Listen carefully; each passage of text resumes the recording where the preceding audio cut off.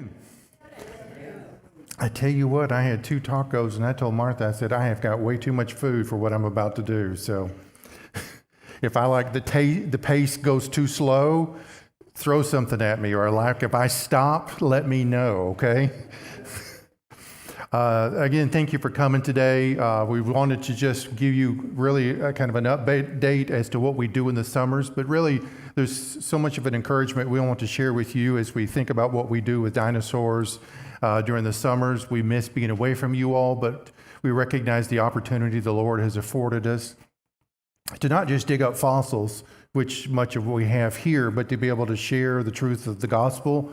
And much of that has to do with the understanding of sin, its entrance into the world, God's judgment, the flood, and what it means and the implications of that.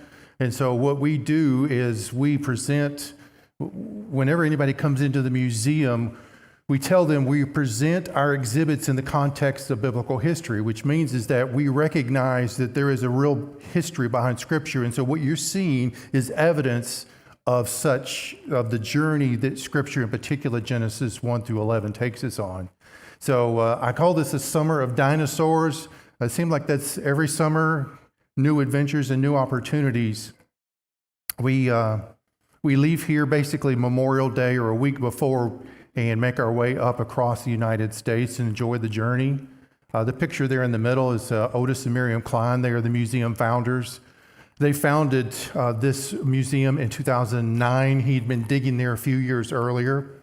And so we have a 20,000 square foot museum dedicated to paleontology, the flood, but all done from a biblical worldview. We also have 37 acres of ranch land that is dedicated specifically for us, and that's where we spend a lot of our time. There's a ranch in the area that we also get to dig on. And you know, the thing with fossils, and it's one of the things I still enjoy about doing it even after 10 years, is you never know what the next thing is going to be. You know, it's always a surprise. Sometimes it's a bad surprise, like it's broken apart. I'm sorry. I was talking with somebody earlier, and like it's Pamela. I was like, here it is, Pamela, you tell me. Everyone's a story, so you just flag me down. But, you know, we get little raptor bones, and they're like 4 inches long, but they're hollow and thin. And I tell people, I said, if you look at it wrong, it'll break on you just by you looking at it wrong. And so they're very fragile. And then sometimes we come across some really fascinating T-Rex teeth, large pieces of Triceratops, things of that nature, and it's fun just kind of working through. But we eventually make our way up for the summer. This is our museum front, and we roll up right here. This T-Rex hanging off the front of the building catches a lot of people's attention. And we're thankful for that, but we get a lot of people come in the door, and they're like, there's a Bible verse on that wall. I mean, you can see them standing at the doorway. As soon as they see Bible, some of them are like, I'm not going in there. Literally, we have people who will turn right around and walk back out the door. Some people will say, I'll give it a try, but you never know. You never know how the Lord's going to work and how there's going to be an opportunity for a testimony. I've had many great conversations through the years. I know Martha has as well. This is the inside of our museum. This is the main exhibit hall. These are casts. The animals are cast. Most museums are displaying casts, which means that there is an original skeleton, an original bone somewhere in the world that some company or organization has gone through to recreate and erect the bones. If you go into a natural history museum, if you see the bones are sitting on metal saddles, that's usually real bone. If you see metal going through bone, that is a cast, because we don't drill through real bone. We just don't. While Martha and I enjoy the museum, just off the edge of that is our lab. And that's pretty much when we're not digging, that's where we spend most of our time. That's our little home away from home. We've set it up, and we go through different procedures of getting the fossils prepped and out on display, and really for people to enjoy and see. If you come up and dig with us, just as an FYI, June, I'm just inviting you 2 young ladies to come back and putting you on the spot. Ruth and Letha came up and dug with us last year, and I'll embarrass them more in just a minute. So, thank you. But we get in here and what you get to excavate out of the ground, they're broken and need prep, cleaning, and so we bring them back to the lab and go through that process of putting them back together. In fact, we've got a few over here that are broken just since last summer. And it doesn't overly stress us. We'd rather not have to work on things twice, but it is what we do, so we know how to put these things back together. When Martha and I arrive, we are looking to do a lot of site prep. This is really more of just kind of getting things situated, getting the ground laid out, getting reoriented. This is likely Martha looking at me in some form, wondering what I'm dumping over the hill, making sure there aren't any bones in what I'm dumping over the hill. But we do enjoy as husband and wife, we are together virtually all the time, all summer. And it's turned out to really be a great blessing for us as we've had to understand the dynamics and the relationships, to understand how to work together, understand how we are oriented with one another. And so it's forced us to have many good conversations and to grow as husband and wife. And so I'm thankful for that. So if you need a good marriage retreat, come up and dig with us for a week. I would say it's great. Something to think about, okay? We had a unique experience this summer. We started into excavating live animals. We thought we'd do something different. We're up digging. We've got a team up there. I've got Martha and another young lady. They're about 50 feet away. I had gone to check on something. I'm making my way back, and there are two steer that come running across right in front of me. Like cow, we don't have cattle on our property. Now, there's a lot of cattle near, but we don't have cattle on our property. We've never seen cattle. I would have expected to see 5 rattlesnakes before I'd ever seen these 2 cows. But they came running across, and I hollered at Martha, and they went over the hill. We didn't think much about it until a little bit later. She went and apparently checked on them and saw down in this crevice down below this tail flicking. Cows are not smart. They don't plan ahead, and so these 2 steer, and Dave, you may know about that. These 2 steer had just seen a crevice and apparently weren't paying attention, and both of them dropped right in. Now, if you'll see in this picture, let's see if I can, up here, that's another one. See its hips? Its feet are actually probably 2 feet off the ground. So it had not fallen all the way through, and there was no way these were going to get out on their own. And so fortunately, we had the tools and experience and the people there to come and take care of that. And so we were able the cowboy on his horse had come around looking for them, and we were able to drop down in there and help excavate living animals. And we were able to get both of them out, and he was very appreciative of that. But you'd never know what's going to show up, and this was one of those unique experiences. Now, as we got into the summer, we had a week-long dig that we did in-house, and we do appreciate you young ladies coming up. Ruth and Letha came up, and thank you for spending the time with us. And what we do with a week-long dig is we're looking to start the process of giving you a museum tour, giving you multiple days of digging, giving you experience on fossil prep, some lectures, things of that nature, because we want to try to give you as well-rounded of an experience of a paleontologist as possible.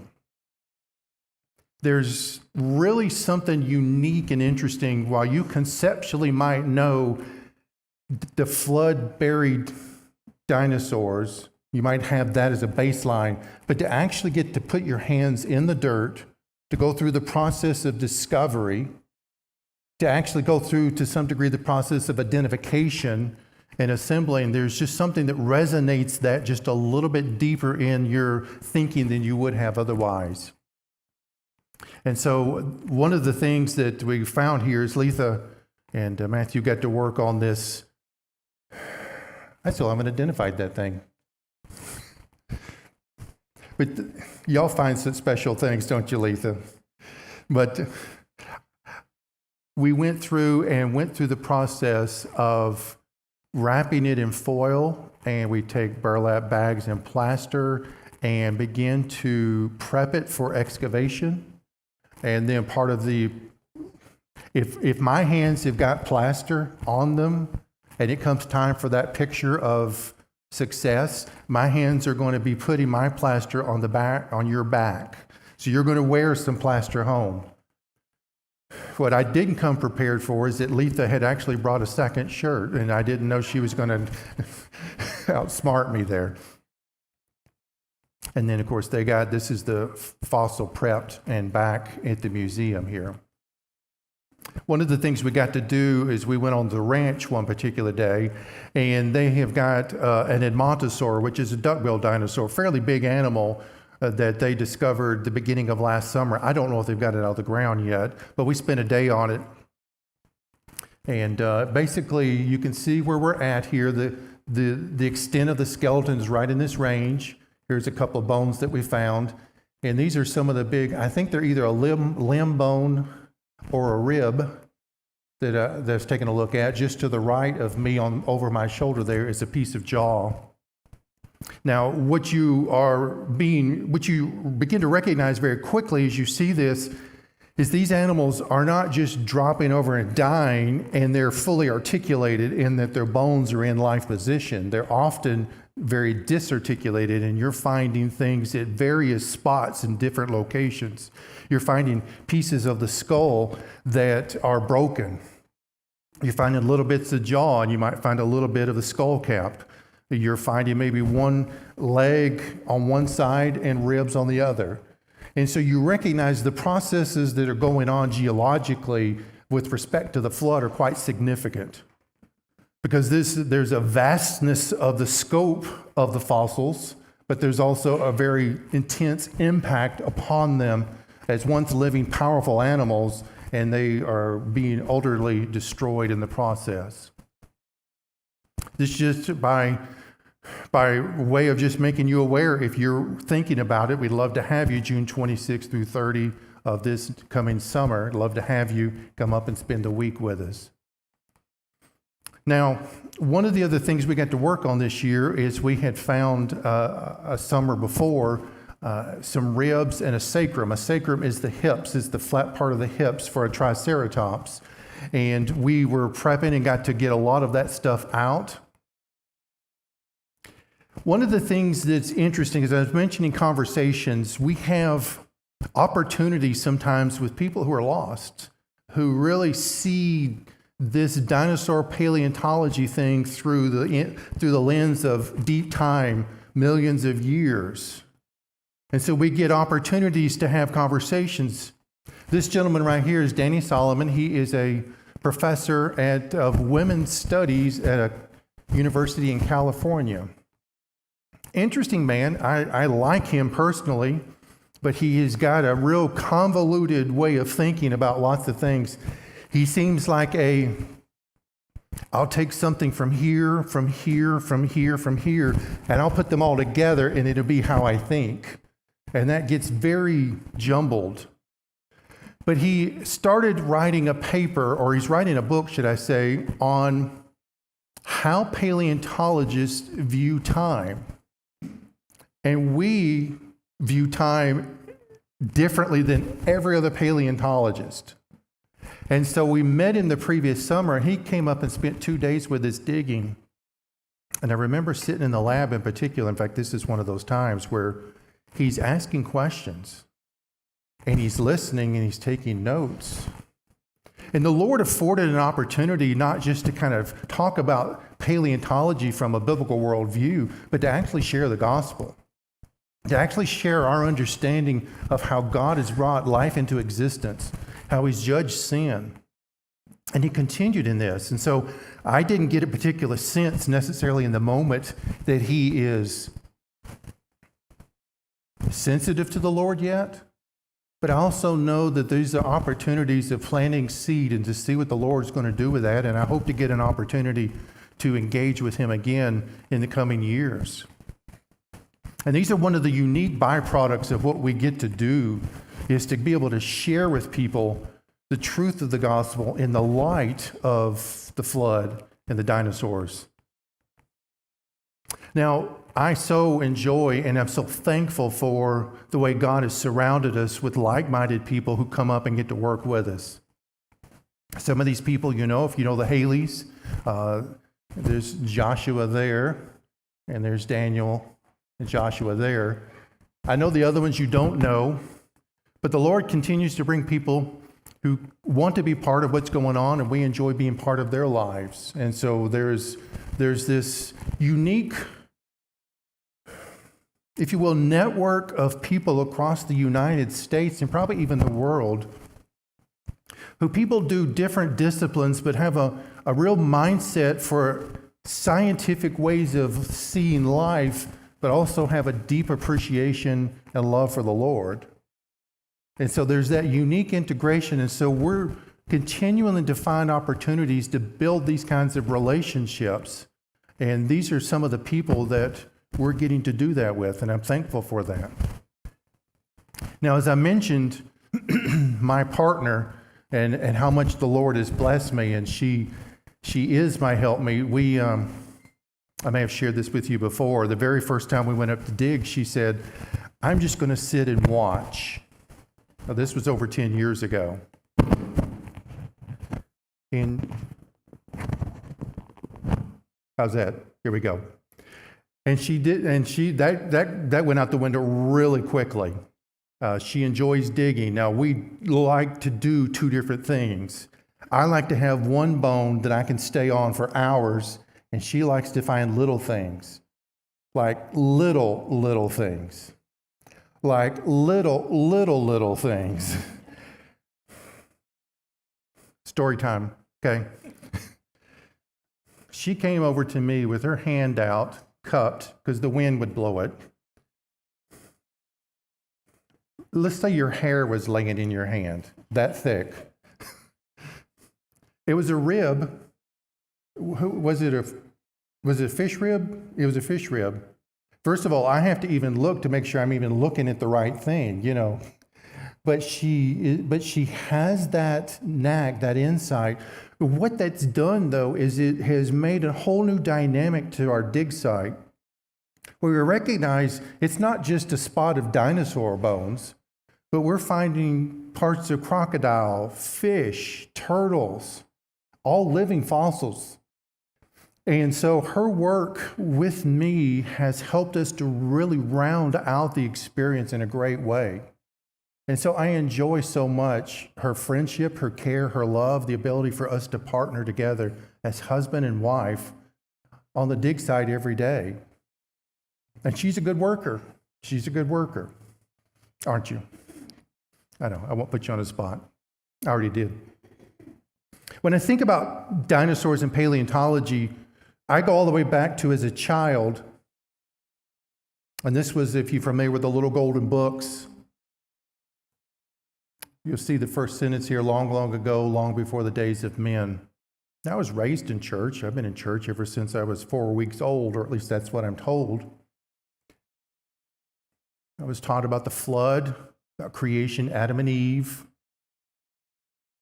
But I also had these secular ideas that were really walking right beside that biblical worldview that I really didn't recognize or capture fully.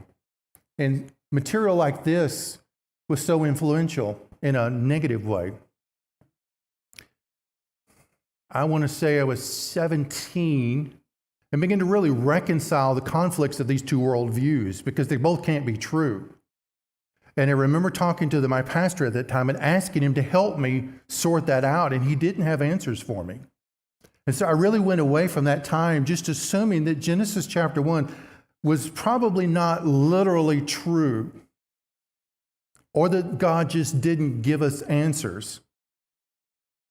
And it wasn't until Jurassic Park came out in 1993, and I began to see things differently, and I began to recognize that there were questions that were unanswered for me that really needed to get answers. Now, Jurassic Park was not going to answer them for me. I recognize that. But what I was done is I was led to ministries such as Answers in Genesis, Institute for Creation Research, things like that. I remember reading Henry Morris's book, The Beginning of the World, paperback book, probably 100 pages in length. And I was like, where has this been? Because what it did is it took my questions about scientific things and explained them in light of a biblical history. And all of a sudden, just lights started going off. And that has been my passion in many respects with respect to studying Scripture, I guess I could say, ever since then. And so things like this I now see through a different lens. Oh, this is I included this. First of all, my grandmother gave me this Viewmaster when I was 5 years old. I tell the kids today that's the old version of virtual reality headsets. You know what I'm talking about, right? But again, these types of things were part of that story, that narrative that fed into really a disillusionment and a misunderstanding. And when I began to recognize that the Bible was a history book of the universe, it wasn't trying to be scientific, but it is history. And this is what we've been talking about in Sunday school. It's an important history that talks about in the beginning God created. It talks about a literal 6-day creation week. It talks about a flood that came that literally covered the face of the planet. And when we begin to see these things in light of literal history, they change things. And what happens is science, it doesn't really matter what discipline you're practicing. Science is a great thing to do, but it must be done in light of a biblical foundation, or you're not going to come to the right conclusions. Because ultimately, science is limited as to what it can tell you. It's limited in its scope. It's always wanting to change.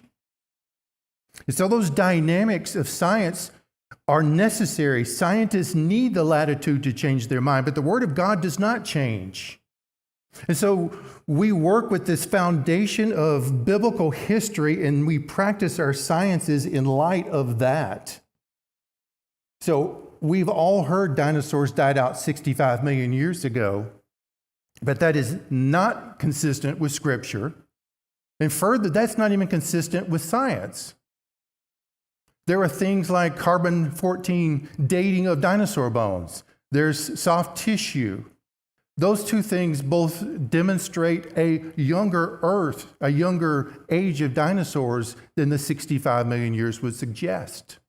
And so we recognize that ultimately, boy, you think, is there a conspiracy going on? Is the scientific community trying to mislead people? It may not be their formulated idea that is necessarily the intended purpose, but their ultimate outcome is they're going to explain the history of the world through natural, unguided, non-biblical, non-God processes. That is the nature of fallen humanity. Therefore, the byproduct of that is going to be they're going to take you away from Scripture and try to explain things in that paradigm. But that is an illogical and irrational and ultimately not even demonstratable pursuit. One of the things that I enjoy doing, tell you what, I did this, I got to speak to our grandson's school class this week, and I put this picture up. And I said, so we're going to not have God as our answer for just a moment, okay? So which came first? I said, so who thinks dinosaurs came first? And half of them raised their hand, and I said, so where did dinosaurs come from? Well, they come from dinosaur eggs. I said, okay. So where do we get our dinosaur eggs from? And the other half, who believes dinosaur eggs? So they raised their hand, and I said, so where do we get our dinosaur eggs from? They said, from dinosaurs. And I did that one more time, and all of a sudden this little girl I can see her right here, it was just like the light went off. You can't really answer that question, can you? I said, no, you can't. I said, the way I presented it, there is no answer. What you need is something that's outside of both dinosaurs and eggs. You need something that's non-physical. You need something that's eternal, all-powerful. God is necessary for anything to exist. And so this is part of building that biblical history for dinosaurs. And so the logical flow of this and how I see dinosaurs from a biblical worldview is T-Rex is a land animal. And land animals were created with man on the sixth day of creation. Now, if T-Rex is a land animal and land animals were created on day 6, what day would T-Rex have been created on? That's just simply allowing the Bible to be our guide, and then we build upon that. It's a simple way of processing this. Dealing with dinosaurs from a biblical worldview is not rocket science, but because we've been so inundated with the counter perspective, it sounds overwhelming to us. And trust me, I'm aware of how some people are going to think that sounds when I say it. I'm not unaware of that. So as we look at Genesis chapter 1, day 5, God created the great sea creatures and every winged bird. If again we're letting that be the driver for us, then anything that lived in the sea and anything that ever flew was created here, including mosasaurs, ichthyosaurs, pterosaurs, and the like. And if we look on day 6, it says, let the living creatures according to their kinds, livestock and creeping things, and beasts of the earth. Let the Bible be our driver of history. Let it set as our foundation for us. And so we can see dinosaurs would have necessarily been part of that sixth day of creation. Now you see this word, a phrase, according to their kinds in here. Some of you may be thinking, well, maybe God used evolution to bring life to its current state.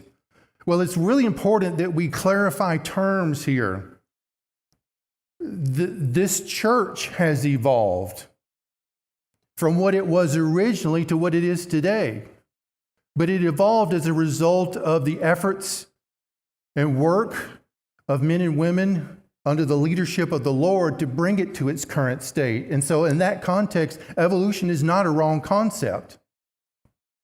If we look at life, if we were to say that we were to look at a population of dogs and see the variety within the dogs and see the changes that can occur through breeding as an example, if we were to use evolution there, we might not necessarily be wrong there.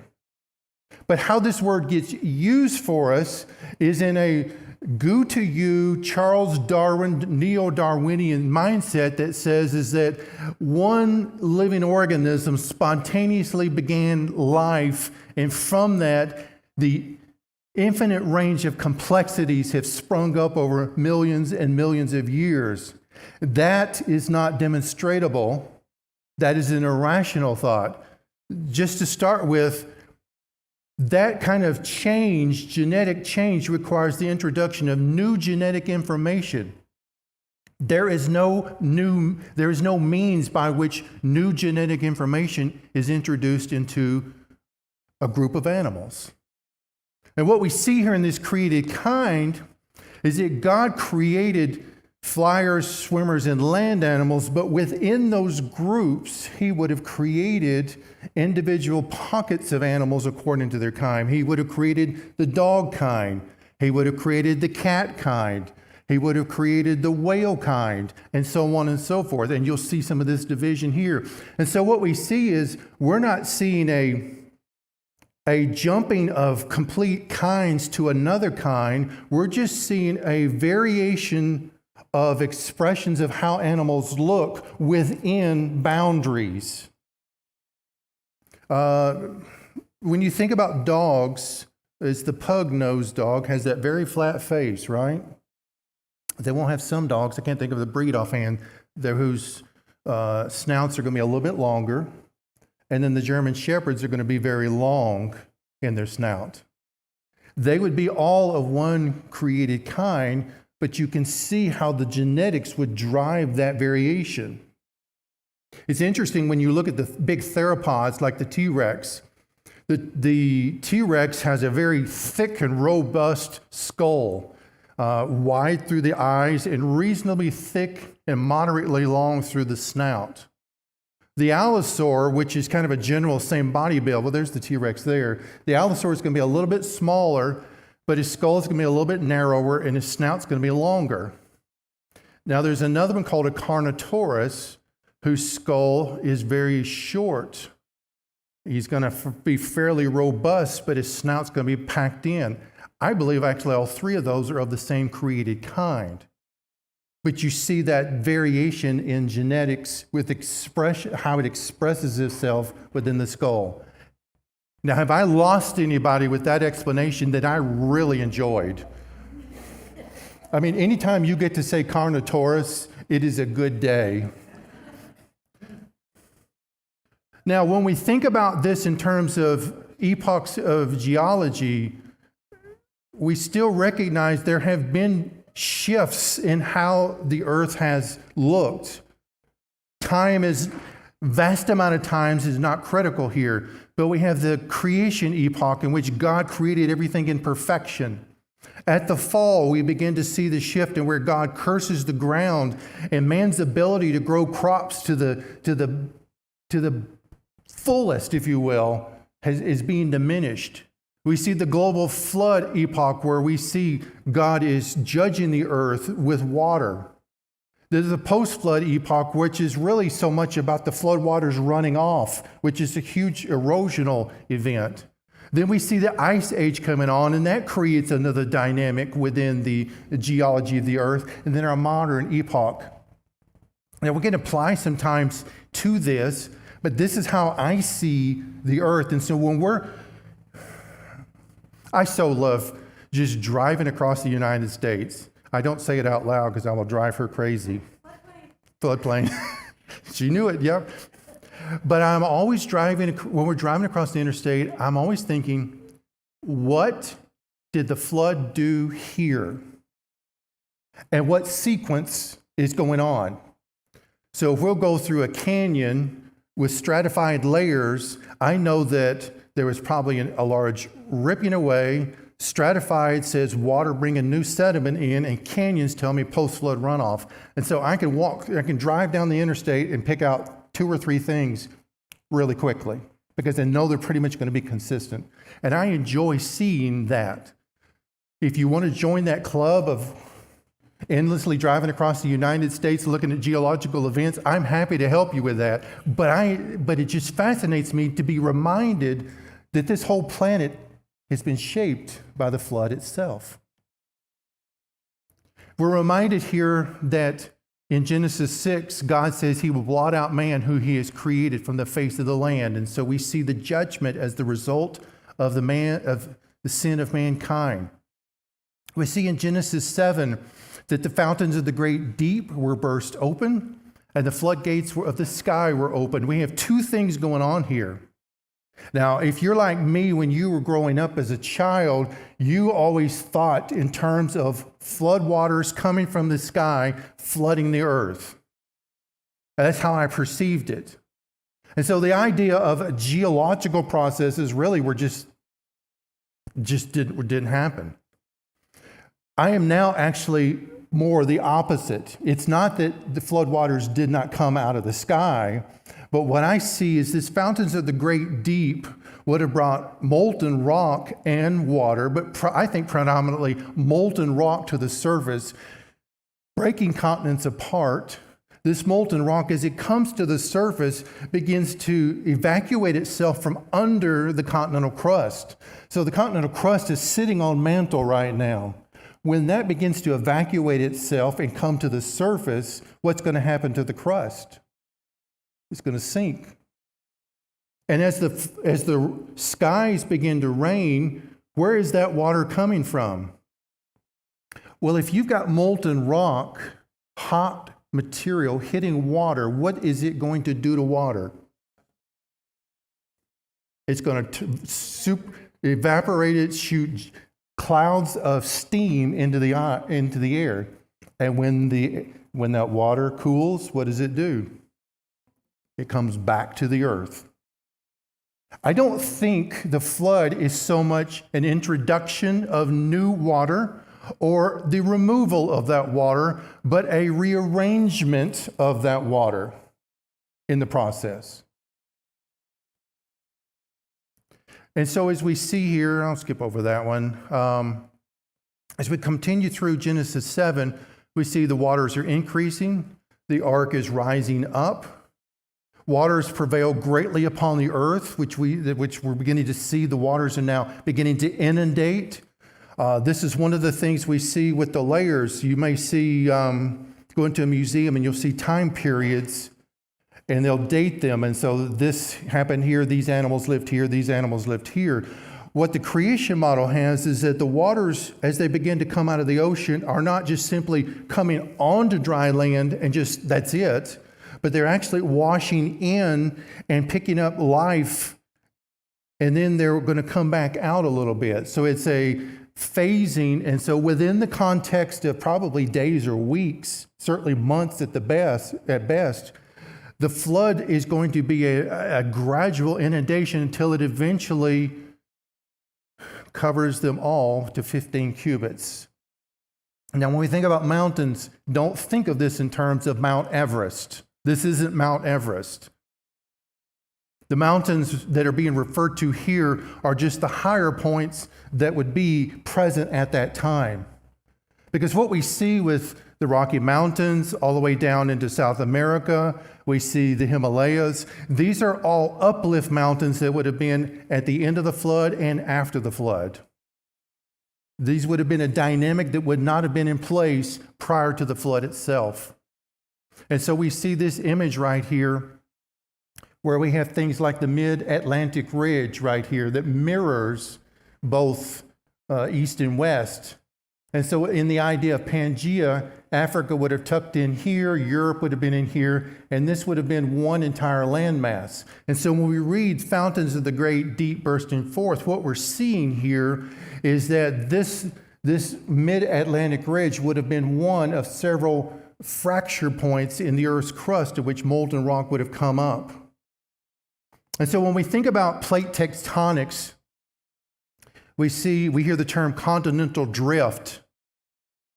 What is happening here is continental sprint, not drift.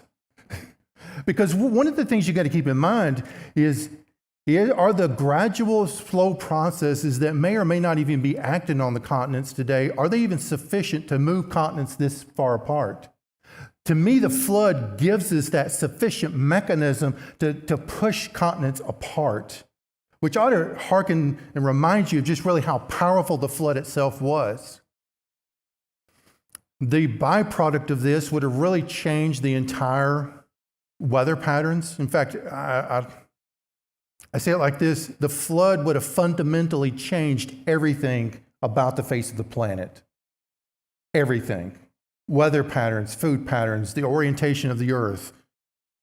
We even see where the North Pole would have flipped back and forth. I mean, there would have been nothing that would have been gone untouched. Here's hurricanes versus hypercanes, where this gentleman, Larry Vardaman, thinks that there would have been just massive storms. And another byproduct even of these massive storms is you're taking warm ocean water, because you've got molten rock in the ocean. Moisture comes up into the air and begins to cool and returns to the earth once it becomes visible through the waters again, and it begins to get colder and colder until it's snow and ice, and now we have an ice age. And the ocean levels are going to drop. And we now have stuff like the Bering Strait up in Alaska. We have, let's see, I don't want to get ahead of myself here. One of the evidences we have with respect to the evidence of glaciers is glacial boulders. And so what is believed is a glacier would pick up debris, and once the glacier stops, the temperatures have risen enough, it begins to recede and leaves behind all the debris. This is a glacial boulder that I'm standing in front of here in Yellowstone National Park. And part of it is you're looking around and say, is there anywhere for this rock to have rolled down from? And there isn't in this particular area. Psalm 104 reminds us that what we have is a vertical displacement. As the mountains rose and the valleys sank, there's this vertical displacement of the earth. And so this shifting of the earth's surface would enable and function for a water runoff. There are things like this in the Mediterranean Sea where there are fields of salt that are left behind. They're now sitting at the bottom of the ocean, but it's a reminder of how the Earth's processes would have created some unique situations as we move forward. Here's what I was just mentioned with the moisture coming out of the ocean and being dropped onto the dry land in the form of ice and snow, that would have dropped the sea levels. And so as you see here in Vietnam, Cambodia, much of this potentially could have been dry land that people could have walked across or animals could have migrated across from Vietnam and Cambodia all the way down to Australia for a period of time. This is Zealandia. Most of it is New Zealand above the waters now, but there's a large mass of land, they believe, that might have been big enough that if the waters had still been at a particular level, they would have classified it as a continent even today. Here's the Beartooth Mountains. This vertical displacement's an interesting thing as we begin to see, as I was mentioning, with the mountains raising up as a post-flood or post-flood event. You've got volcanic material still really pushing the mountain range up and the valley sinking. We've been across this basin right here, and it's nice and flat, and you have the Beartooth Mountains in the distance. This vertical distance, what have I done right down here? I'm going to say it's over 20,000 feet at least in its relative distance to one another. Now, we don't see it to that great degree today, but it would have been one of those things that would have helped, again, with the waters running off. This is really kind of the fundamental idea of what we deal with when we're up here, is we're recognizing all of these processes have been going on geologically. We see the stratification of the layers. We see evidence of water all over. Let me stop for a minute. I've got just one more thing I wanted to walk through. Does anybody have any questions or thoughts or comments they'd like to share at this point? Or is everybody's lunch just kind of just working on them a little bit? Yes, sir.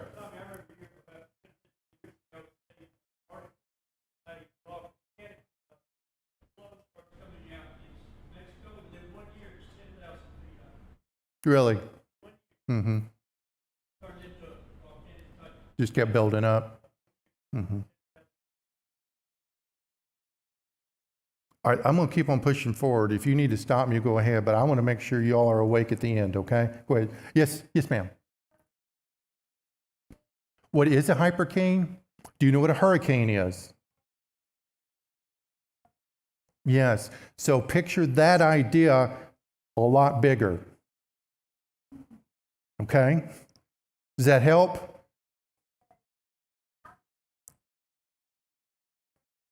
It would form the same way. It would just mean that the temperatures would be more volatile. You would have more moisture coming into it. So when we think of a hurricane, we're going to create it in categories. It's going to be particular sizes, and that's what we're seeing today based on the conditions of the weather patterns today. And what this hypercane is in the past, right after the flood, those conditions would have been much worse and would have created even bigger hurricanes, and they just call them hypercanes.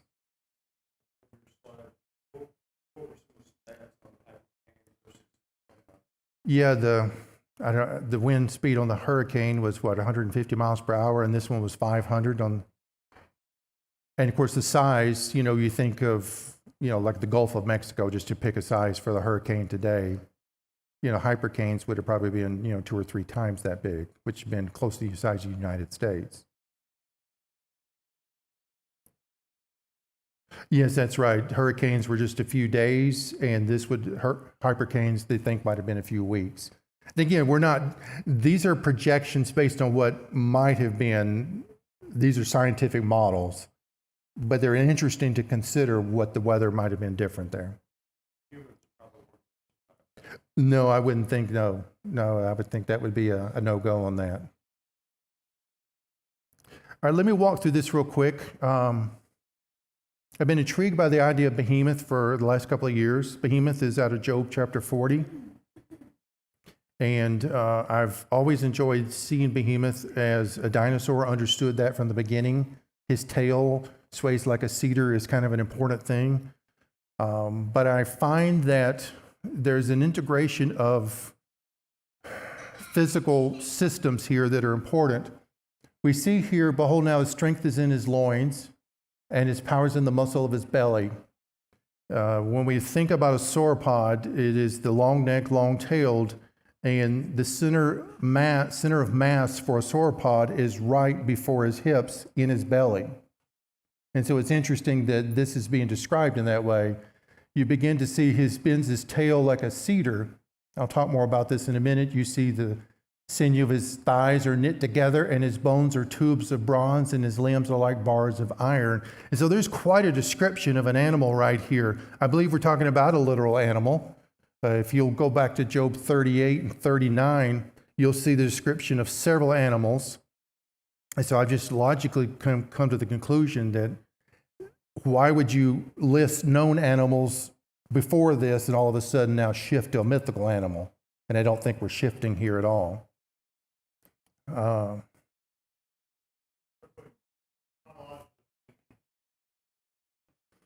Job would have been probably, has been right after the flood. He would have been one of the oldest, one of the oldest books written. Do you remember the date you had on when Job wrote his book? Yeah, okay. All right.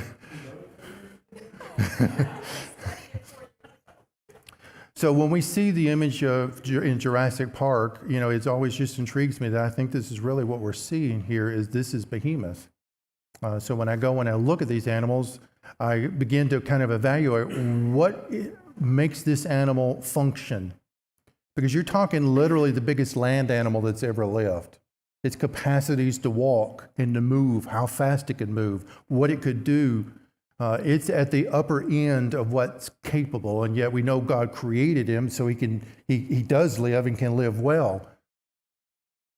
So when I begin to study and get into what we call biomechanics, which is just understanding how life moves. When we think about animal movement, as we've been looking here at Genesis chapter 1, we see animals swim, we see animals fly, we see animals walk, crawl. And we see how God has created animals to do a range of things that are fascinating to reflect upon. A cheetah is one of those animals that's always really interesting to me as you see their capacity to move and move quickly. Now, any ability that we have to move is just simply our muscles contracting or relaxing in our process to get us to move and do things. And so as we think about the cheetah and just watch him run in his system, I enjoy just stopping and watching and marveling at the capacity of this animal to move at the speed that it does. Crafted by God. But what's interesting when you think about it is this animal really is fundamentally just like a lot of other quadrupeds, four-legged animals. With respect to the cheetah here, its overall body mass is fairly light. It's proportionally long, slender legs and feet, minimal contact with the ground, flexible backbone, lean, quick-twitch muscle fibers that are 4 times more explosive than humans. Now, when you look at an animal like the elephant, they're fundamentally, structurally the same, but yet they're vastly different. You see the body mass of an elephant is much heavier. His muscles are much quicker, are much thicker. He's built for power and strength. And when I take those two comparisons and then begin to look at these two dinosaurs here, the Diplodocus, the long neck, long tail, is an animal built for power and for strength. And we look at the Velociraptor, and it has a build that's similar to the cheetah, not that it has 4 limbs, but it's light, it's mobile, it's quick, and in all likelihood, it was built with quick twitch muscles. And so I begin to think about what are we looking at? What does it take for these animals to move as God has designed them to move? When you go back and look at sauropods in the early days, there was the original belief that they were really very reptilian. They were belly draggers, they were tail draggers, they were lizard-like. And so this is a literal drawing of how they originally thought they might have functioned. You even see the Carnegie Diplodocus. while his posture with his legs isn't the same way, look at his tail. And this is one of the things that they did with dinosaurs, is they put their tails on the ground because they saw them, again, very reptilian, until they begin to find sauropod trackways. Now, there were two interesting things to note here. First of all is the gait. Look how narrow the feet are in the path here. You've got the left, and then you've got the right here. And the gait's very narrow, which would suggest not a sprawling configuration, but the legs are up under them. And actually, biomechanically speaking, that's a much more functional process. The other thing is what's not there. They didn't find any tail drag marks, which would suggest what? The tails were up. We look at Job 40:15, and it says, he bends his tail like a cedar. Now, when I think about the tail bending and swaying, the tail would need to be up. And I think about like a tree it's anchored at one point, and it just kind of just moves gently. And so when I see this description, it makes me think that what we're seeing here is God is describing, or Job is describing, an animal whose tail is just gently moving back and forth. That while in the subtlety of the text, what we're seeing is an animal whose tail is up off the ground. Then I begin to recognize that the musculature of some of these big animals, much like the crocodile included, there's a muscle that attaches to a bone right here. There's a protrusion off the femur called a trochanter. And this caudofemoralis muscle attaches here at the back of the femur and runs along the tail. So there is a point I'm going with this. When the caudofemoralis contracts, it's pulling the femur back so that the animal can have forward motion. And so what it does is you're alternating that so it can walk. The alligators, crocodiles do this as well. That's how they move, is the contraction of that caudofemoralis in their tail area. You can see the approximate position here in the diplodocus. What I think we're seeing here is when Job says the tail is swaying like a cedar tree, he is describing an animal, the sauropod, the behemoth, that is actually walking. And the mechanism that's causing his tail to sway is not that he's swaying his tail on purpose like a dog would wag his tail, but because the alternating contraction of the caudofemoralis is actually draws the tail back and forth. And so what Job 40 is giving us is not just, hey, the tail makes it a dinosaur, but the composite image here is that within the hip region of this big, huge dinosaur, this is the center of power and strength of this animal. And that when these muscles are working in conjunction with one another, and as the caudofemoralis contracts, this tail is going to go back and forth. And so this description of this massive moving animal is, like I said, is more than just the tail happening, but we're seeing the animal moving forward, and we're seeing life come to it. So one of the things that the Carnegie Diplodocus has done is now they have reconstructed the skeleton and now erected the tail up into the air. And so while that's maybe a very simple way to look at this passage here, it's interesting that even within Job and the declarations of the greatness of God, we see nestled in here this description of basic biomechanics and anatomy at work. We see the hand of God having designed life, having designed dinosaurs, all for His glory. And while I don't want to overly bore you with all of these details, when you start looking at the bones, even with just the bones, there's some amazing details that you can unearth about what God has done in these creatures. So with that, do you have any questions, comments? Becky?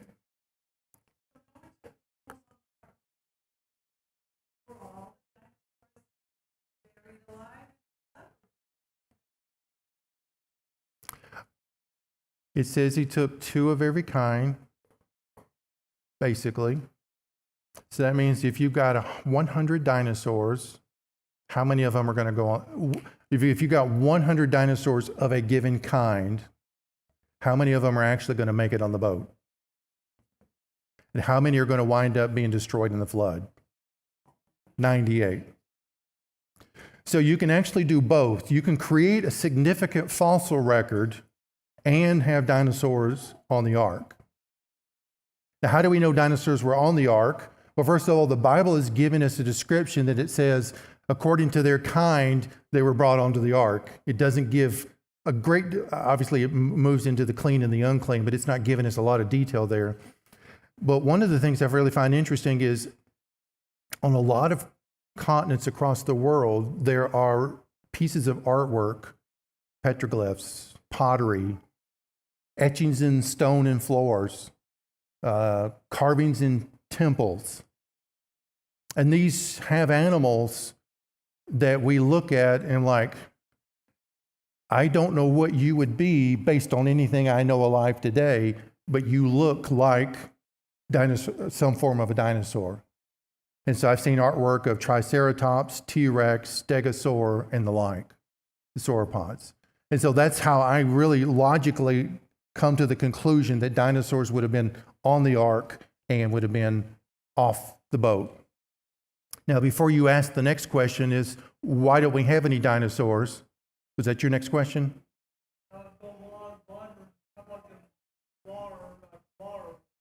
The water ones? Yeah. Well, it says that we have that would breathe air. We're on the ark. I would take anything that lived in the ocean would not have been on the boat. So what we see here is, first of all, most of the life that we find in fossil form today is marine life. Most of it. It's estimated 95% of the fossil record is marine life, and 100% of those fossils are found on dry land. So we know something devastating still happened to ocean life by bringing it onto the dry land. But we also can logically deduce that they would not have been on the ark as well. So there would have been enough marine life to survive the flood. We have salt creatures, we have freshwater creatures, but we can also go to places in this world where salt and fresh will come together and will not mix.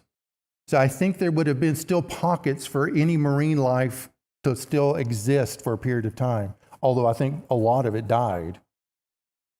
But when you think about the ark itself, look at how many animals we have alive today. There probably weren't but a few thousand animals on the ark, to be honest. I've heard as many as 16, but let's just call it 10 for a round number. That would have been only 10,000. And from those 10,000, all the world was repopulated. Anybody else? Where did dinosaurs go? I think ultimately the world they lived in pre-flood was warmer, higher oxygen level, abundant food sources. On the backside of the flood, you've got a dynamic in which the weather patterns are changing. Food sources are either gone or bouncing back or different. You've got an ice age that would be coming on. And I believe they really, for whatever reason, even if it's something within their makeup or just because they may have been cold-blooded, they were not able to bounce back and respond and ultimately went extinct. I'm guessing probably within the past 500 years. Anything else? Thank you for letting me keep you for a little bit on Sunday afternoon. I appreciate you coming today. I really do. Let me pray for us and I'll dismiss us. Father, thank you so much for loving us, for investing into us as individuals. Thank you for sending your Son into the world. As we reflect upon the account of the flood, the reminder of your hand within creation, we sit in awe of who you are. We're thankful for the mercy that you extend to us and the grace that you give us in salvation and redemption. May we just find rest in you in each and every day, and it's in your Son's name we pray. Amen. Come on up and check out fossils if you haven't. Ask questions. Otherwise, you all are dismissed. You're welcome.